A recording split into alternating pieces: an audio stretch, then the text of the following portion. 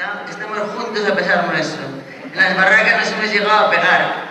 Él me echó a mí un ojo, mi padre se creía que era un gitano que me lo había echado, y yo a él lo tiré por un barranco. Oye, Carmen, esas cosas no se dicen. Eso fue porque... No.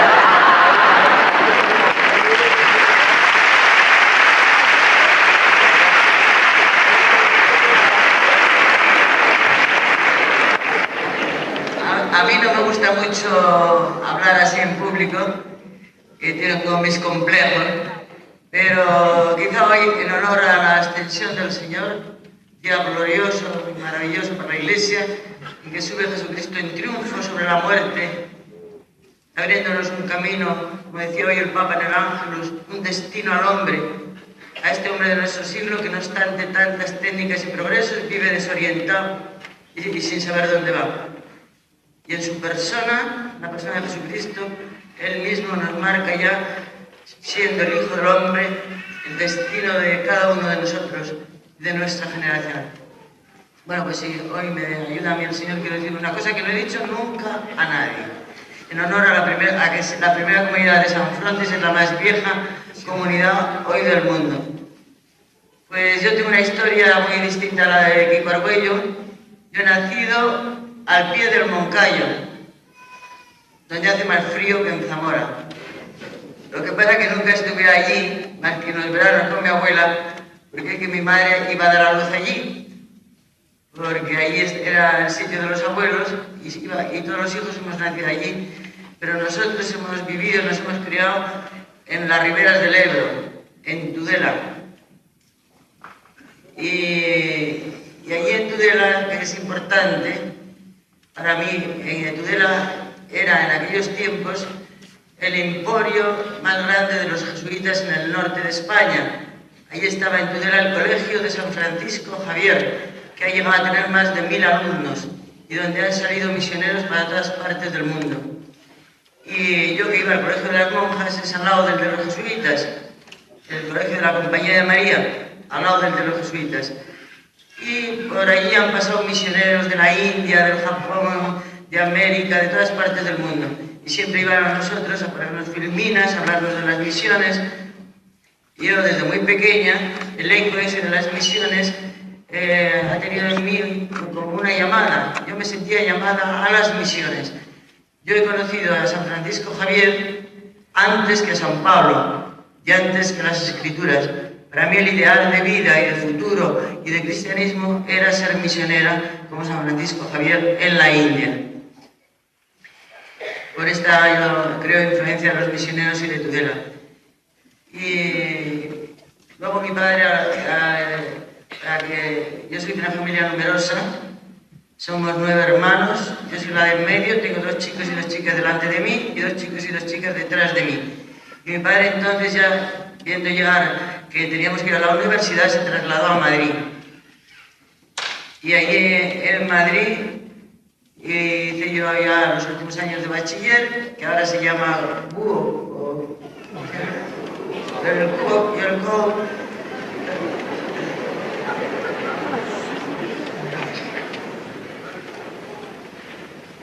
Y yo siempre, con el deseo de irme a las misiones, hice un intento al acabar el bachiller de irme por mi cuenta, no sé cómo. Tenía yo un tío jesuita, primo carnal de mi madre, con el que hice unos intentos de irme a la India, a misiones, que claro, mi padre lo paró radicalmente.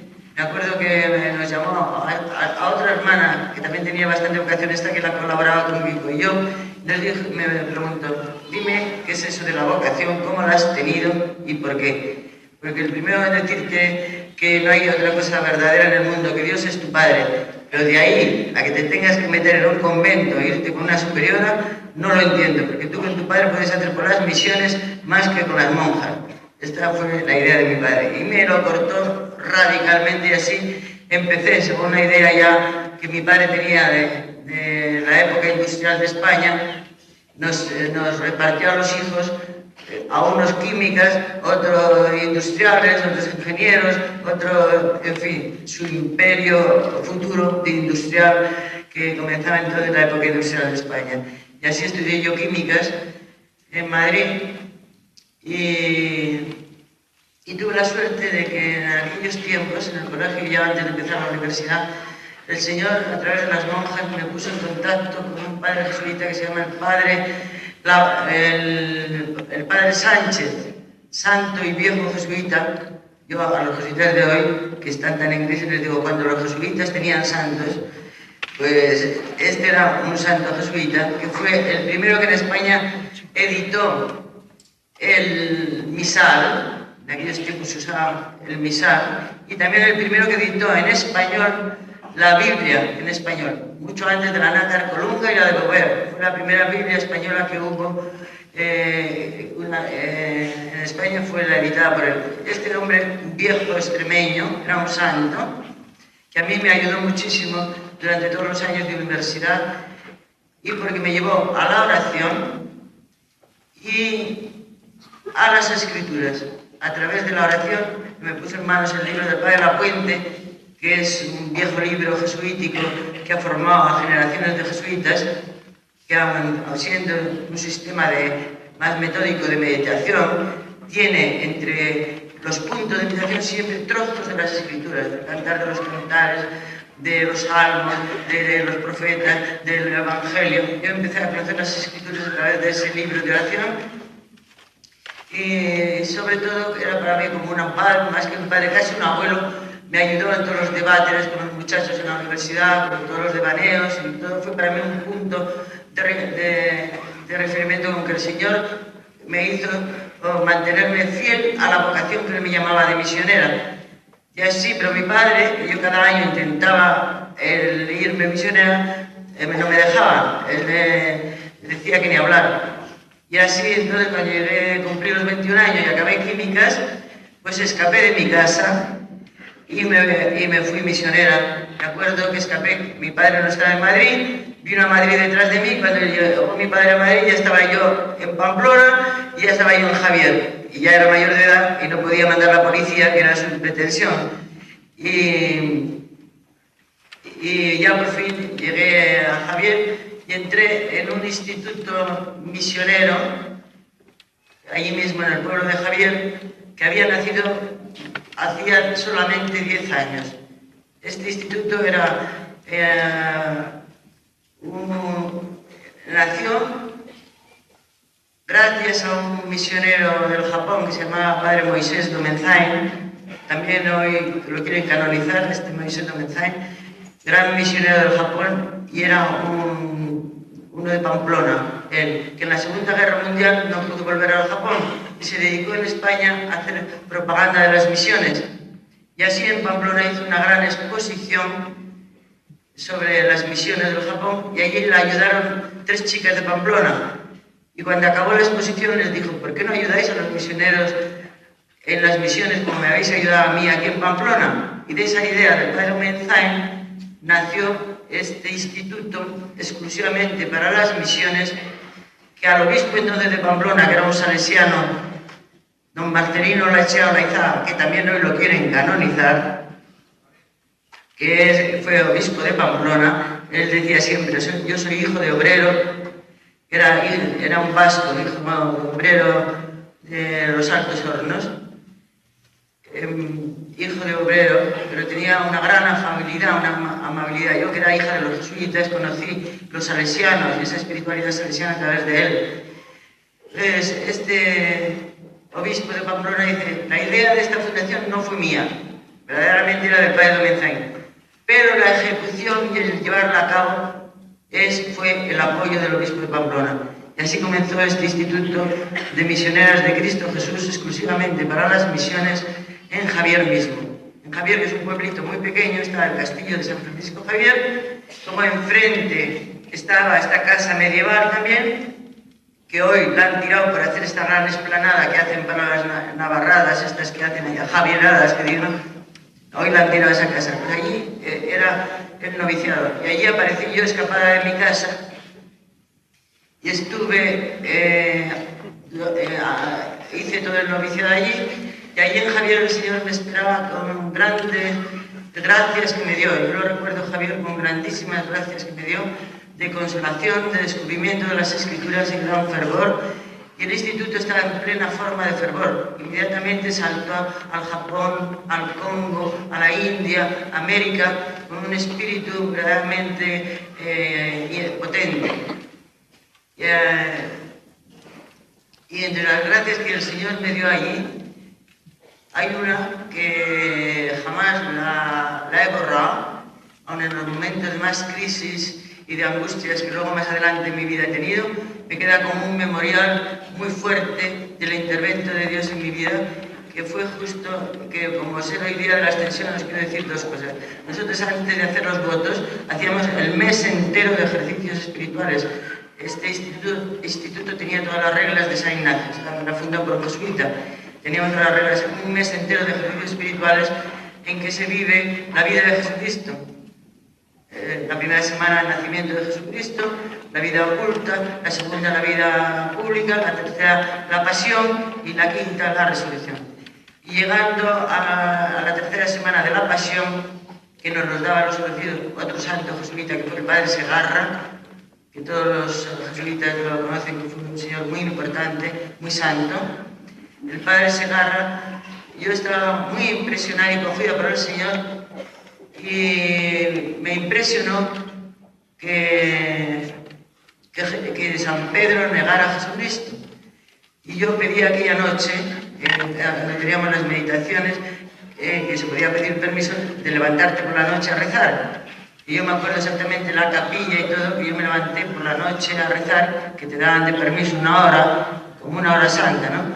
Yo estuve toda la noche pensando, si San Pedro, en lugar de decirle a Jesucristo, yo no te negaré, le hubiera pedido, Señor, no dejes que yo te niegue, le digo, se lo hubiera concedido, no tendría que haber negado a San Pedro a Jesucristo. Yo con esta idea me fui a la cama, con esta idea, y durmiendo, por la noche tuve un sueño, que era lo que os quería decir, que tiene relación con la extensión. Y en este sueño, yo veo a Jesucristo que me dice, tú sígueme. Y yo veo a Jesucristo, intento seguir a Jesucristo, pero veo que Jesucristo abre la ventana y sale por la ventana. Digo yo, esto es una locura. Pero dice, tú no, dices, sígueme, sígueme. Pues yo me encuentro con Jesucristo, salida por la ventana, salgo por la ventana en el sueño, y claro, sales por la ventana y lo que te encuentras es el vacío. Y empieza un descendimiento, un descendimiento, un descendimiento, un descendimiento, que vas cada vez a mayor velocidad descendiendo, que ves que te aplastas, que llegas a la muerte. Y yo, con una angustia, y yo oía la voz de Jesucristo y decía, ¿no decías que me querías seguir? Y yo, pues, vi que dije que sí. O sea, acepté la muerte, el ser aplastada. En ese mismo instante cambian las circunstancias y yo me encuentro subiendo en un ascendimiento glorioso, maravilloso, con unas sensaciones de placer y de bienestar que es, algo que no se puede comparar ni con un placer sexual, ni con un placer de las comidas, ni con algo. Es una bienaventuranza. Un estar en el cielo, en que el Señor, detrás del Señor subiendo, yo tanto así que decía, basta. Y yo me desperté habiendo probado lo que era verdaderamente la beatitud, el cielo. Tanto es así que esa impresión de este sueño a mí me duró más de un mes entero, estuve yo beatificada, beata, o sea, yo me sentía en el cielo, algo que es inexplicable. Y aún así, después, siempre, cuando cojo un avión me acuerdo, y aún veo la diferencia que es subir en un avión a esa experiencia de ascensión, de salir, de experimentar en el propio cuerpo. En el avión notas que el avión sube, pero no tú. Es como desear, tú notas y bajas, ¿no? Pues esta extensión, este volar en el Señor, que me hizo experimentar para mí lo que es la vida eterna. O sea, como una cosa que es un placer, que en un instante es como si no se acabara nunca. Lo que es el cielo, la posesión de Dios, la vida eterna, la beatificación. Pero pasaron los ejercicios espirituales y yo, pues, nos destinaron y yo, como ya había hecho la carrera de químicas, generalmente en España no tenían estas misioneras más que las casas de formación más imprescindibles. A casi todas las chicas les hacían estudiar medicina. Yo tengo muchos compañeros médicos que han ido al Congo y a tantos sitios. Y a mí me pusieron, como ya tenía química, me pusieron a estudiar teología. Que entonces, que debía ser hacia el año, cuando empezaban a rumorearse del concilio, y este obispo de Pamplona famoso que os he dicho, don Marcelino, lo habían trasladado de arzobispo a Valencia. Y él abrió allí una casa para nosotros de formación, casi todas estudiaban medicina, y a mí y a otras nos hicieron estudiar teología, que fue una escuela especial que él abrió trayéndose los mejores profesores que tenía en el seminario, en la Universidad de los Chicos. Y he tenido la suerte de tener el profesor el Padre Sol. Ahí hice yo toda la teología que hacen los curas, como era con dominicos, muy escolástica y muy seria. Y ya cuando acabé las teologías, pues ya me destinaron finalmente a la India. Era el deseo con el que yo casi había nacido. Que desde Tudela para mí tenía como una impronta y como un desiderio, como algo impostado en mi vida, era ser misionera y no sé por qué, la India.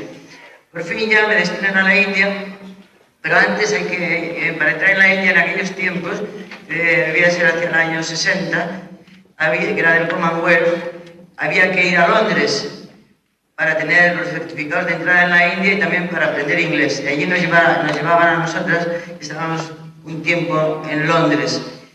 Y allí en Londres estuve un tiempo aprendiendo inglés y eso, cuando de repente un telegrama de la Madre General me llaman a Barcelona. Eran ya los tiempos en que estaba anunciado el concilio y estaba ya todo en movimiento en la Iglesia. El concilio empezó en el 62, pero fue anunciado por Juan XXIII el 59, me parece.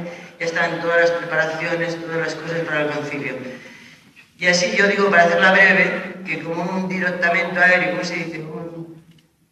Un cambiamiento aéreo, en lugar de la India, aterricé yo allí en Barcelona. Y en Barcelona allí me entero que este instituto tan moderno, nosotros no vestíamos de hábitos, íbamos con trajes normales. Solamente en casa, en Javier, llevábamos como una tuniquita a tipo de toga de estudiante, que la quitábamos y la poníamos, allá en la calle vestíamos según el sitio, así. Y entonces me encontré que esta congregación había tenido, este instituto había tenido la congregación general y habían cambiado las 4 consejeras. O sea, hay una general con 4 consejeras. Y las nuevas consejeras que vinieron debían tener ahí un debatito ya entre moralismo o no moralismo, progresismo y conservadurismo, todo lo que ha pasado después en todas las congregaciones después del concilio. Esto, como era un brote muy nuevo, lo tuvo ya antes. Y don Marcelino Lachea, que era el alma de ese instituto, este arzobispo salesiano de Chiusauro, influyó mucho así, pero no obstante vencieron el conservadurismo. O sea, dos que eran muy santas, pero muy moralistas, eran 2 chicas que habían venido de la Acción Católica. Una había sido directora general de la Acción Católica de España, una gallega, que era muy licenciada y sabía muchísimo, que era una santa, pero de un tipo muy rigorista, y esta, que a nosotros no nos conocían, que éramos la generación siguiente a ellas, en la renovación que hicieron, además de las 500 reglas de los jesuitas que teníamos, añadieron otras 500, en la que para más modestia, más manga larga, para más caridad, más silencio, todo con una buena intención de conservar el espíritu de este instituto, que era realmente un espíritu fantástico. Yo he vivido con gente que eran santos y maravillosos y con un espíritu enorme, cómo se embarcaban a los sitios más difíciles.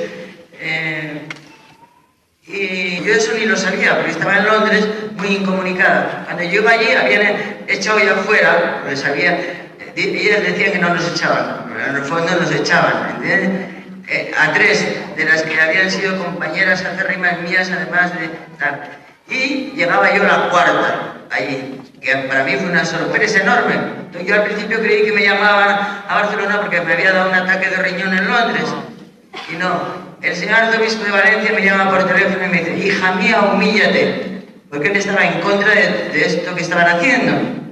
Y el mismo padre Morán de Barcelona, que era un moralista, catedrático de moral, decía que estaban obrando contra el derecho canónico, porque eso lo podían haber hecho ellos en el noviciado, pero no después de 7 años que llevábamos allí.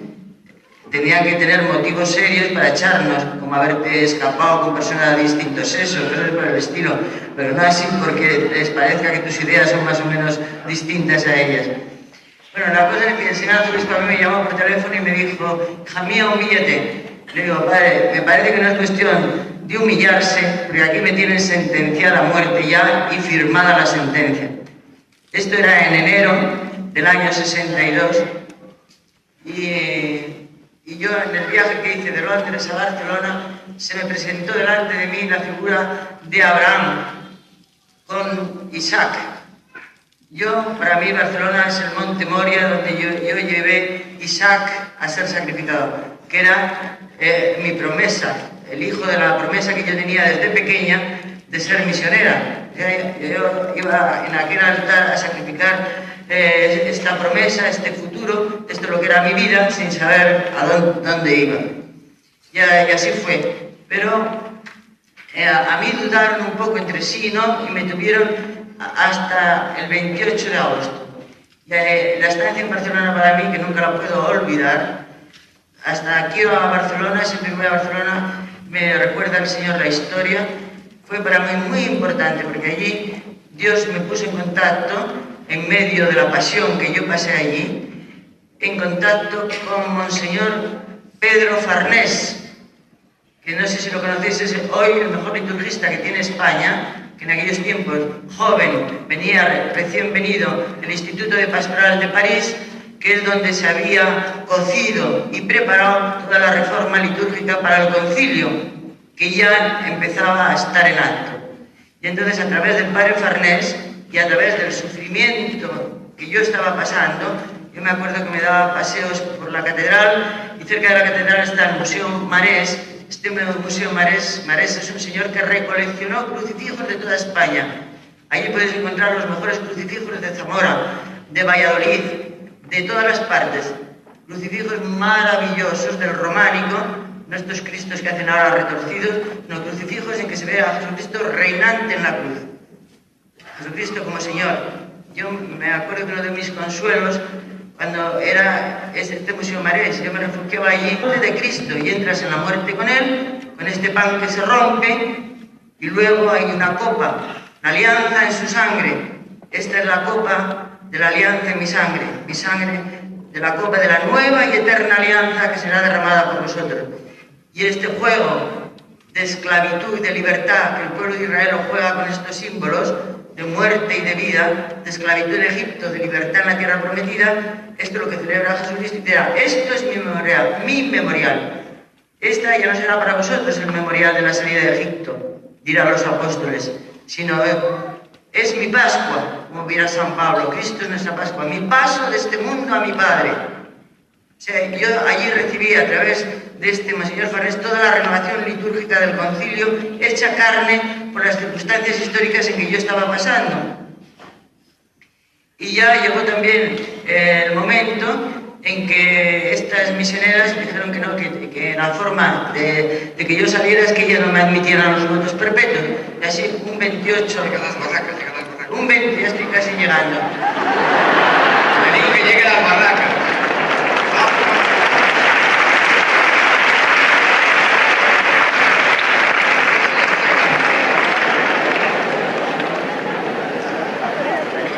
Entonces, un 28 de agosto, la Madre General, una arraiza, que la pobre sufrió más que nosotras, porque era cuestión de las consejeras y no de ella, me acompañó a coger el tren a la salida de Barcelona.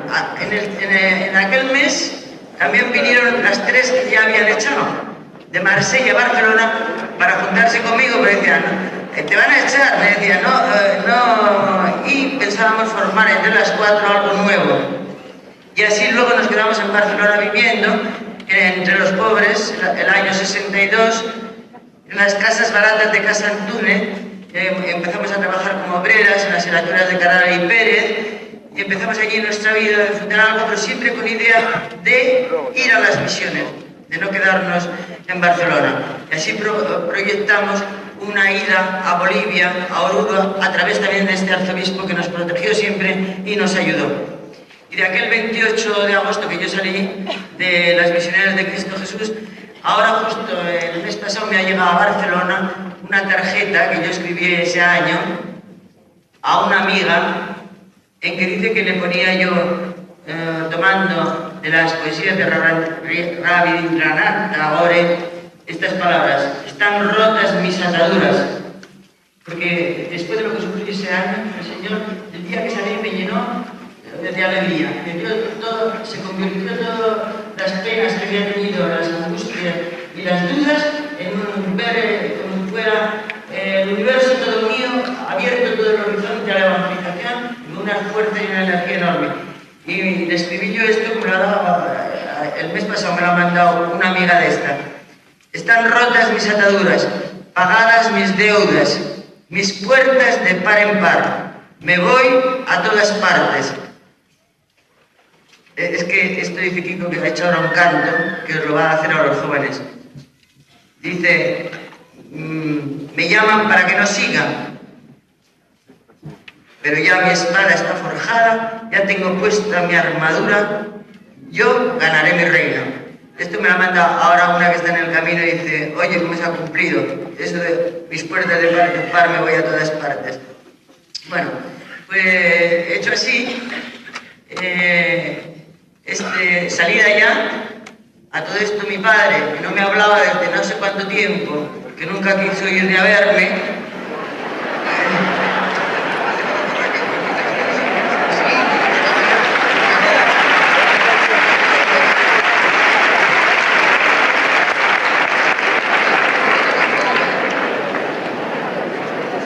empezó mi familia a perseguir a lo que había hecho medicina. Decía que yo tenía una neurosis mesiánica y convenció a mi padre para que me llevaran al psiquiatra. Bueno, la cosa es que con estas 4 amigas que vamos a hacer la nueva fundación, yo, que el Señor me había dado muchas gracias por las escrituras, quise, antes de embarcarnos a América, definitivamente, de la que ya no pensábamos volver más, yo me quise ir a Israel a pisar tierra santa antes de embarcarme. Y así lo hice.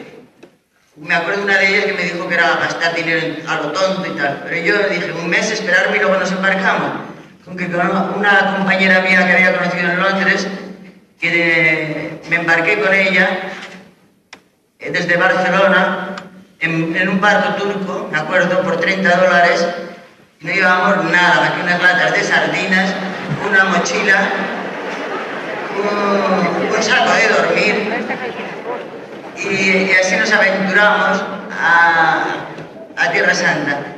Y aquello fue para mí un viaje inolvidable, que yo he visto que es el preceder a todos los viajes que ahora están haciendo las comunidades, por la forma con que nos acompañó el Espíritu del Señor y nos protegió.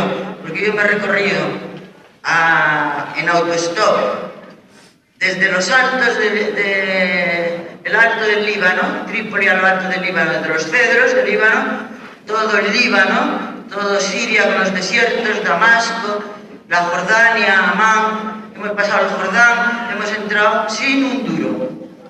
Y como el Señor nos salía al paso siempre con abundancia en todo, de una manera prodigiosa, que contar nada más los detalles es emocionante, la verdad. Y para que Kiko no sufra más, de que no le va a dar tiempo de echaros un rollo, pues...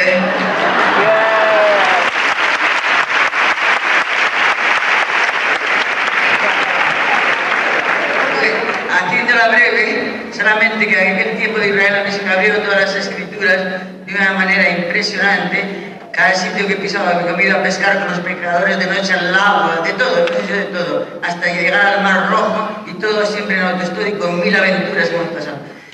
Pues allí conocí al padre Gautier, que era en aquellos tiempos de Pío XII, fue un gran un cura obrero que defendió, era el catedrático de eclesiología de un francés, pero luego cuando prohibieron los curas obreros él se fue a Palestina y había fundado los Compañeros de Jesús el Carpintero. Y allí trabajaban ya en colaboración, como incubus, hombres y mujeres. Y yo cuando vi aquello me pareció que era en el fondo lo que nosotros queríamos fundar, más que chicas, y me pareció mejor la colaboración con los chicos. Entonces yo me puse ya en mi lista toda la gente, curas que yo conocía, mis amigas y todo, para unirnos a él en esta fundación. Y así después de haber pasado el 93, que como no me deja yo contar cosas, allí he visto yo llegar a Pablo VI ya en el corazón del concilio, yo estaba en Nazaret cuando pasó Pablo VI allí, y grandes cosas maravillosas. Me volví a España para hablarles a estas mis amigas de unirnos a esto del Padre Gautier. Y cuando llegó a Barcelona me encuentro con la sorpresa de que dos de ellas ya no estaban en Barcelona. Se habían venido a vivir a Madrid, a Vallecas, y la otra se había ido sola a Bolivia. Y entonces me fui a Madrid, que era el último sitio donde yo podía ir, porque estaba mi familia y me perseguían y me estaban buscando y estaban inquietos por mí. Y aquellas ya no se querían mover de Madrid, se habían metido en las cuestiones obreras, eso, y no quería moverse de Madrid. La otra estaba en Bolivia, o sea que Dios me fue cerrando todos los pasos, hasta encontrarme con este Kiko Argüello en las barracas de Madrid, que yo ya había vivido con pobres en Barcelona y todo. Y ya te dejo, ¿no? De Kiko. O sea, encontré a Kiko allí en las barracas.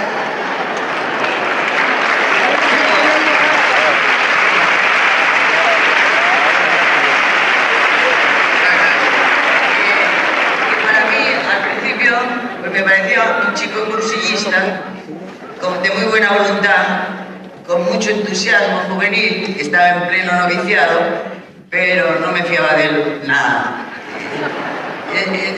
Pero yo estaba allí con la idea de que fuera un numerito más en el grupo que yo tenía coordinado para irnos a Bolivia, en el barraca, porque luego tocaba la guitarra y todo eso, que lo hacía bien, creaba un ambiente, tenía cosas positivas, pero luego, cuando menos me descuidaba, saltaba por los cerros de Úbeda, y así que en las barracas yo a la vez, que porque no me fiaba del grupo de él, me hice otro, con unos mexicanos, con unos cubanos. Pero lo definitivo para mí en la colaboración con Kiko fue la presencia de Morcillo, arzobispo de Madrid, en las barracas. Cuando llegó Morcillo a las barracas, porque allí hemos vivido momentos en que se ha dado verdaderamente el espíritu. En medio de aquella gente pobre, a todo esto tengo que decir que a Kiko Argüello le llevé yo el concilio en bandeja a las barracas, con toda la renovación litúrgica.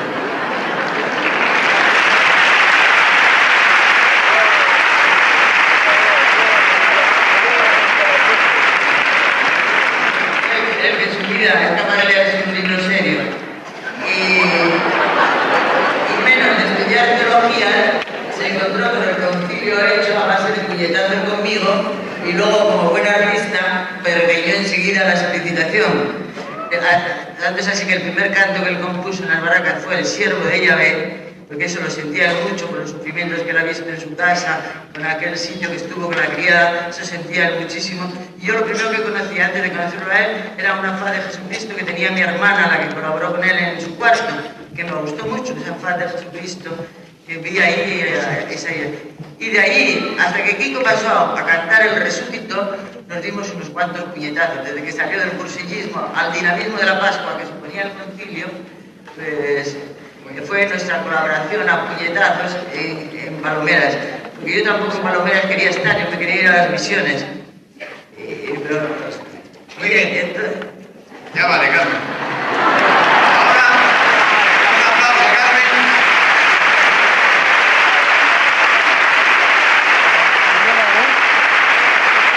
Los perros que dice Kiko, era tan verdad que los perros iban detrás, que hasta en la iglesia donde íbamos se metían todos los perros, era un follón.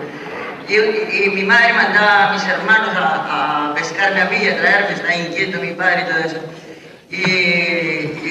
Y un hermano mío, luego me he enterado más tarde, le mordió un perro y lo tuvieron que poner en la antirrábica. Ya no volvió más. Un hermano que se fue a coger a Carmen para llevarse a casa.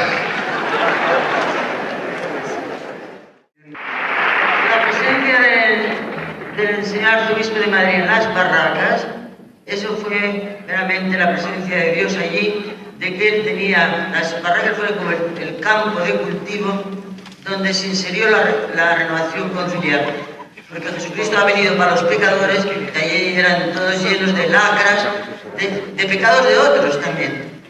O sea, era todo gente llena de ladrones, prostitutas, otro que estaba liado con otra, otro, o sea, desecho de la sociedad que viene de problemas de otros, de los padres, de los tal. Aquí hay gente que ha visto matar a su padre y cosas muy naez que decimos nosotros de la sociedad y que son las costras que la ciudad echa fuera, los pecados de la generación, de generaciones. Y la presencia del arzobispo de Madrid fue verdaderamente un toque, que es cuando yo empecé de verdad a colaborar con Kiko. Fue desde aquel día y empezamos ya a hacer catequesis en 2 parroquias de Madrid.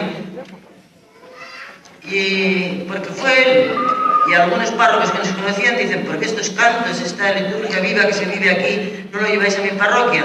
Y así empezamos a ir a las parroquias, cosa que jamás nosotros habíamos pensado. Kiko no sabe lo que es una parroquia y yo tampoco, porque como soy hija de los jesuitas y programada para las misiones, no me pasaba por la cabeza nunca una parroquia.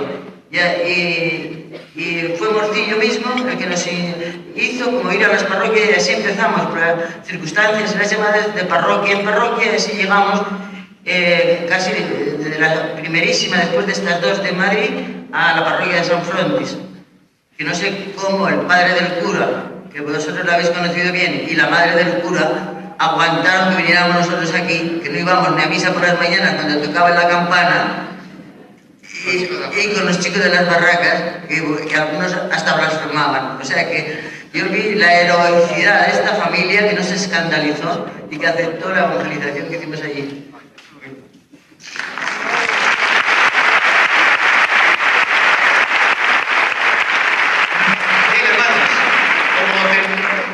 Y no tristes porque se ha ido sino al contrario, vuelven contentos porque han visto que la verdad de Jesucristo nos contiene que me vaya. Y así dirá San Pablo, y ya no conoce a Cristo según la carne, sino dice, Cristo vive en mí. Experimentan pasar de la dimensión carnal, de tocar como la Magdalena, a una visión de vivir por Cristo, en Cristo y con Cristo. Y los apóstoles vuelven contentos al cenabro, y allí esperan la fuerza de lo alto que vendrá con Pentecostés, unidos en oración con la Virgen María al centro. La Virgen es la imagen de la Iglesia. Toda esta lucha de sexo ahora del feminismo es ridículo. No entienden lo importante que es la diferencia de sexo, que es una complementariedad maravillosa. Y la mujer tiene valores grandiosos, como es, por más grande y que lo desprecian, la matriz, que es la fábrica de la vida, porque se parece a Dios en un creador de una forma mucho más grande, y el hombre la participa desde fuera, pero no desde dentro, lo que es la creación, y encontrarse que ella misma engendra dentro de ella misma la vida. Y tanto es así que Dios, y nadie lo ha visto, y que se ha dado a conocer como Padre en el Hijo, que ha dicho este es mi hijo, que ha dicho este es mi esposo, o este es mi cuñado, o esta es mi tía, que ha dicho este es mi hijo, porque se ha manifestado como Padre, está también en toda la tradición de la revelación la sabiduría de Dios, la Shekinah, la presencia de Dios, como el rostro femenino de Dios. Y está en una palabra que nosotros la traducimos mal, que es la misericordia. La misericordia parece que quiere decir con el corazón, cordis, mientras que en hebreo se llama rahamín, esta presencia de Dios como una madre, y rahamín quiere decir en hebreo la matriz. Por eso le dice, como una madre yo te llevé, le dice a José, en Jerusalén seréis alimentados, como una madre que ayuda a su hijo. O sea, la representación que dijéramos de la parte femenina con que Dios se ha manifestado y revelado a lo largo de todas las escrituras, que como una madre ha llevado a su pueblo en el desierto, se desaparece casi ya en el Nuevo Testamento, porque aparece la figura de la Virgen, que será el icono de la maternidad de Dios. Y por eso desde la iglesia primitiva, que es la imagen de la iglesia, la virginidad ha nacido rapidísimamente, porque la virginidad va protegida, y tanto que con rejas. Es muy difícil.